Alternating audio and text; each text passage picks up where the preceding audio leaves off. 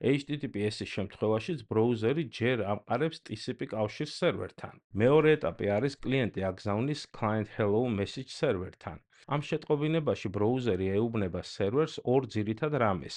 TLS-ის რომელი ვერსიების მხარდაჭერა აქვს, მაგალითად 1.2 ან 1.3 და რომელ Cypher Suite-ების მხარდაჭერა აქვს.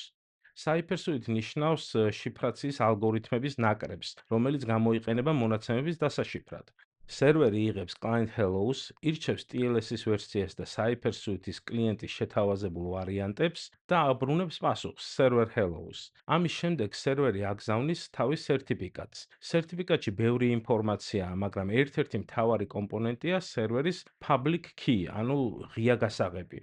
აქ უკვე საქმეში ერთვება asymmetric encryption-ი, ანუ ასიმეტრიული შიფრაცია. ასიმეტრიული შიფრაციის დროს რა public key-თაც დაიშიფრება მონაცემი, მხოლოდ შესაბამისი private key-თ შეიძლება გაიშიფროს.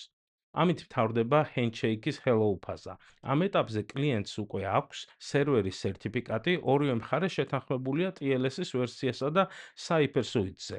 მესამე ეტაპი არის საერთო session key-ის გენერაცია. ახლა კლიენტმა და სერვერმა უნდა შექმნან საერთო symmetric session key, რომლითაც შემდეგ უკვე კომუნიკაცია დაიშიფრება. აქ ასევე გამოიყენება asymmetric encryption-ი. ლოგიკა ასეთია.